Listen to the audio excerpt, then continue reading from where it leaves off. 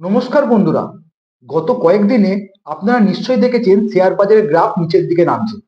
Portfolio খুললেই লাল রং দেখে বুকটা হয়তো ধক করে উঠছে। মনে হচ্ছে কি সব টাকা তুলে নেব, নাকি বিনিয়োগ বন্ধ করে দেবো।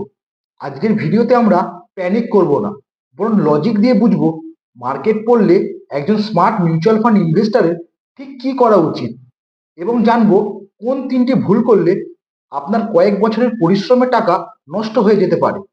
চলুন তাহলে শুরু করি। দেখুন, বাজার আজীবন একইভাবে উপরে উঠবে না। এই সময় দাঁড়িয়ে বাজারের এই কারেকশন বা পতন খুব স্বাভাবিক।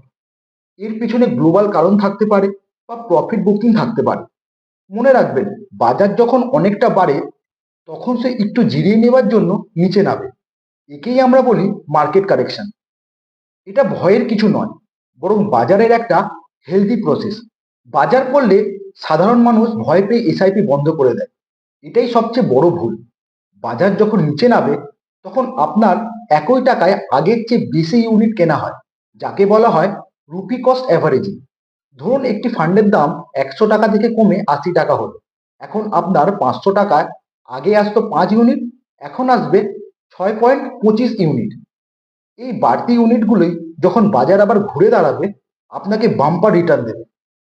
আপনি যদি দীর্ঘমেয়াদী লক্ষ্য, যেমন 5 থেকে 10 বছর হাতে সময় নিয়ে বিনিয়োগ করে থাকেন, তবে প্রতিদিন পোর্টফোলিও দেখে নিজেকে মানসিক চাপে ফেলার কোনো দরকার নেই। মিউচুয়াল ফান্ড একটি ম্যারাথন দৌড়, 100 মিটারের স্প্রিন্ট নয়। বারবার লাল রং দেখলে আপনি ভুল সিদ্ধান্ত বা প্যানিক সেলিং করে ফেলতে পারেন। বড় বড় ইনভেস্টাররা মার্কেট ক্র্যাশের অপেক্ষা করেন, কেন জানেন? কারণ বাজার পড়া মানেই হলো পছন্দের জিনিস সেলে বা ডিসকাউন্টে পাওয়া। আপনার কাছে যদি কিছু অতিরিক্ত টাকা থাকে, তবে আপনার বর্তমান ফান্ডে কিছু লামসাম বা টপ আপ ইনভেস্ট করতে পারেন।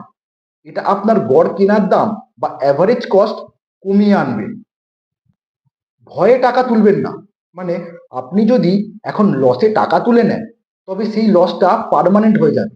কিন্তু আপনি যদি হোল্ড করেন, তবে বাজার বাড়লে আপনার লস রিকভার হয়ে প্রফিট দেখাবে। অন্যের কথায় কান দেবেন না।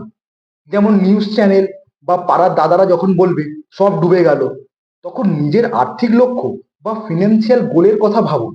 ইতিহাস সাক্ষী আছে, 2008-এর মন্দা হোক বা 2020-র কোভিড ক্রাশ, বাজার প্রতিবার নিচে নামার পর আরো শক্তিশালী হয়ে উপরে উঠেছে।